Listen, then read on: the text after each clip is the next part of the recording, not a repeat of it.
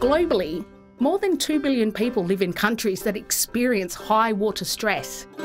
About 4 billion people experience severe water scarcity during at least 1 month of the year.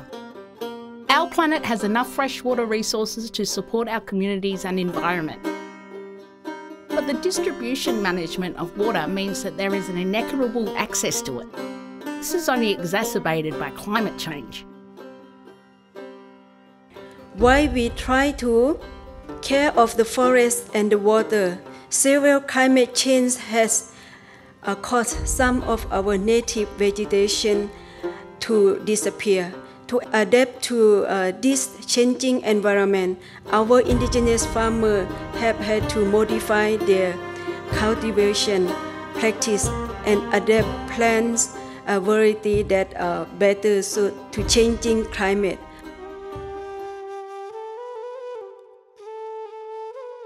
It's a big challenge for especially Indigenous Australia. We don't have much baseline data around how climate change impacts us, but I do know that we contribute the least, but we are impacted the most.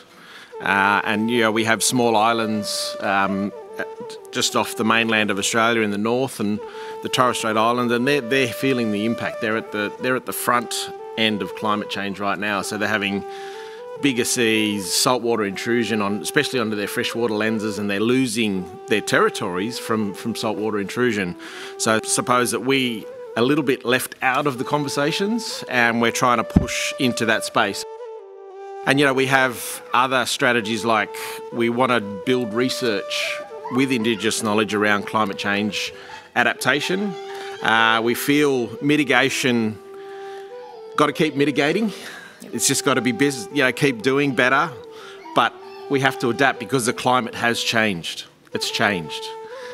So I suppose we're under the threat of climate change impacts right now, and we, as I said, our rivers are drying up faster, our water holes are drying up fast, and some of those are drinking water supplies. And so I suppose you have communities that don't have access to clean water because of climate change. Water-related impacts of climate change disproportionately affect the Indo-Pacific region.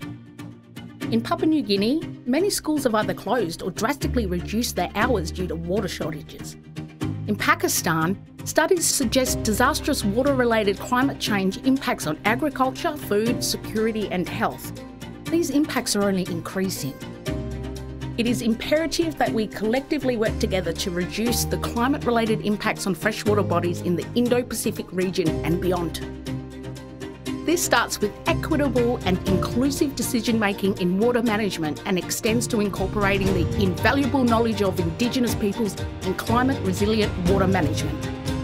The time to act is now.